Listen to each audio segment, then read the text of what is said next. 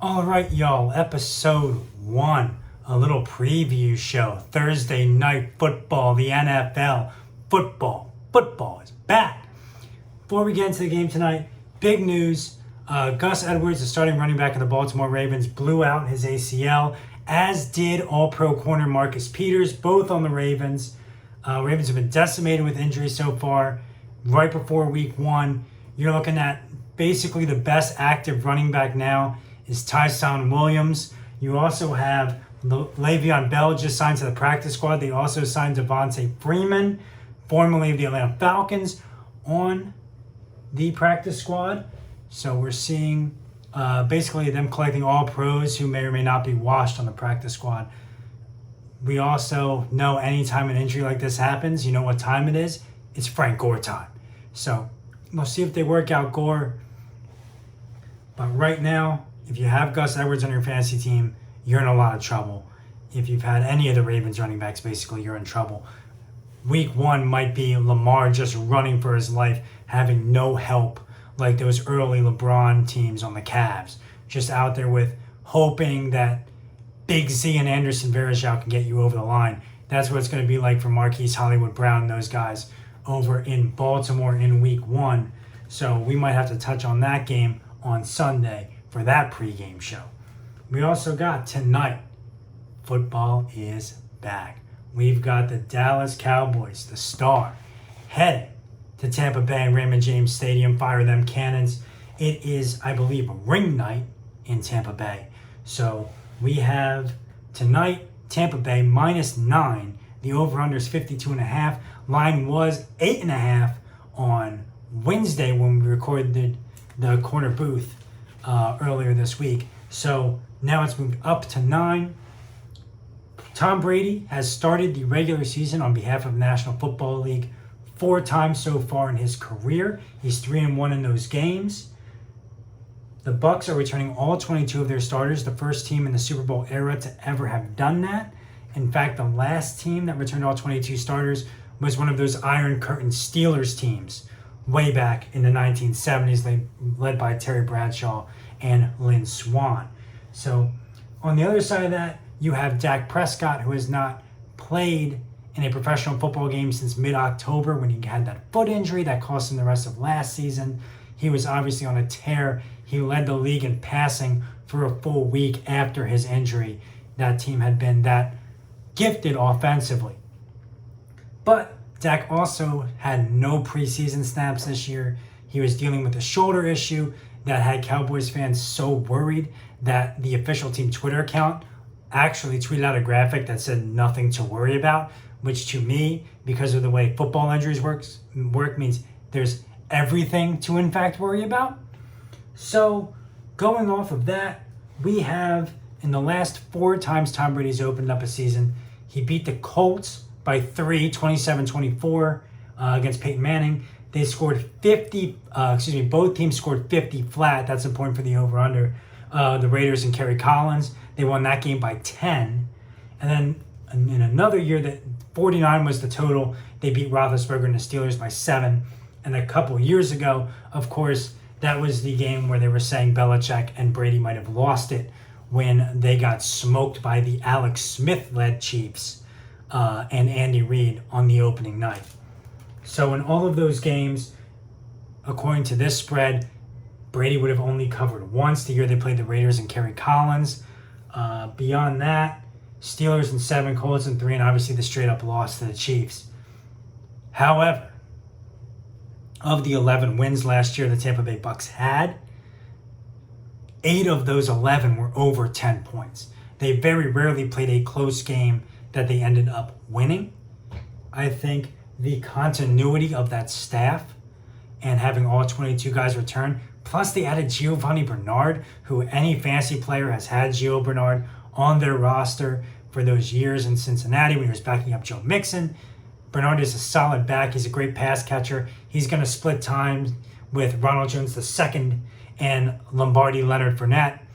So it's going to be an interesting backfield there. I think Bernard is a very gifted pass catcher and pass blocker. So we'll see.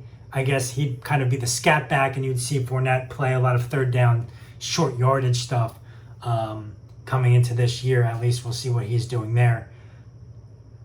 I'm so worried about Dak Prescott's shoulder and that offense not being in tune. Dak hasn't played in nearly 11 full months of football this time here. I know he signed that giant contract. I think he's worth that giant contract. I think he's a very gifted quarterback. He's one of the top 7 quarterbacks in pro football.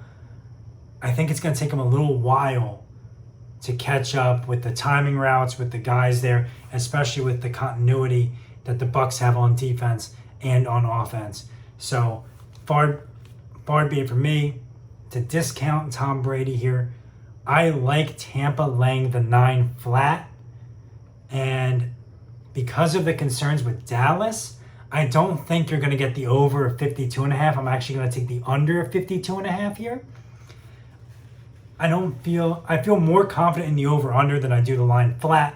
I'll tell you this, because I've been busy all day. I did not make it to Rivers where I got these lines, which is right over the bridge near me, to do this under my own name. So these are just kind of flat picks. But I do like the Bucs -9. The Bucs win big games, especially when they were rolling late in the season. And I like the under here because I think it's going to take too long for Dallas to establish a rhythm throughout this game. So those are my 2 for tonight. Tampa Bay -9. The under of 52.5 based off of Dak's iffy injury history. We'll see how he plays, especially with a potentially bumped shoulder here coming off of that ankle injury too. The flip side of this, last thing I want to say before we cut off this episode for tonight, it was announced by ESPN that Highly Questionable, the show started by Dan Le Batard and his father Gonzalo, or Poppy Le Batard, is coming to an end tomorrow at 2 o'clock. Highly Questionable was largely the reason that I sprung for DVR when I became an adult. I always DVR'd Highly Questionable. I still do. Even after Dan and Poppy left ESPN to jump on the pirate ship and do their thing with DraftKings. I love that show. It was so unique. It brought a whole bunch of interesting perspectives, whether it be Mina Kimes or Dominique Foxworth, Bomani, all those guys and all those women that they had in the second seat next to Gonzalo or next to Dan were truly incredible talents.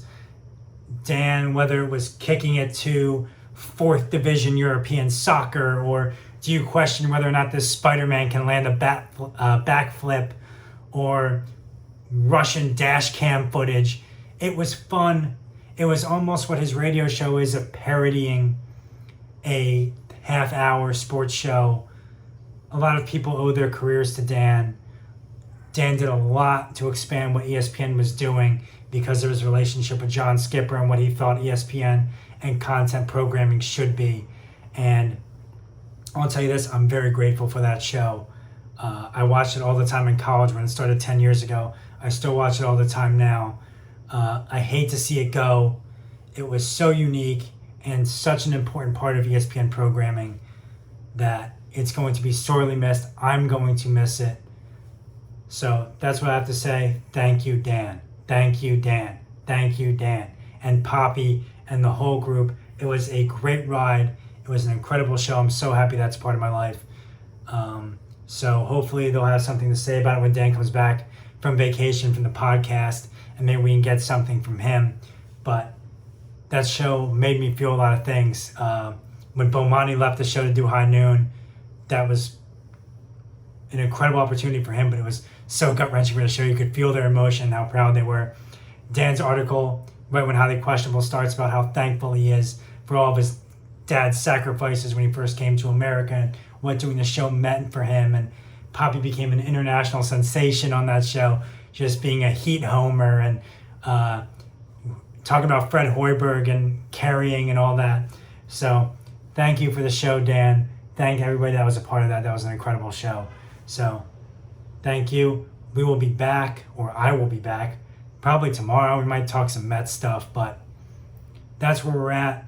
We'll see you hopefully tomorrow. I'm trying to do one of these every day, 10, 12, 15 minutes. We'll talk sports news. But that's it for me. Mike signing off. Tampa Bay -9, the under 52.5. Thank you, Dan.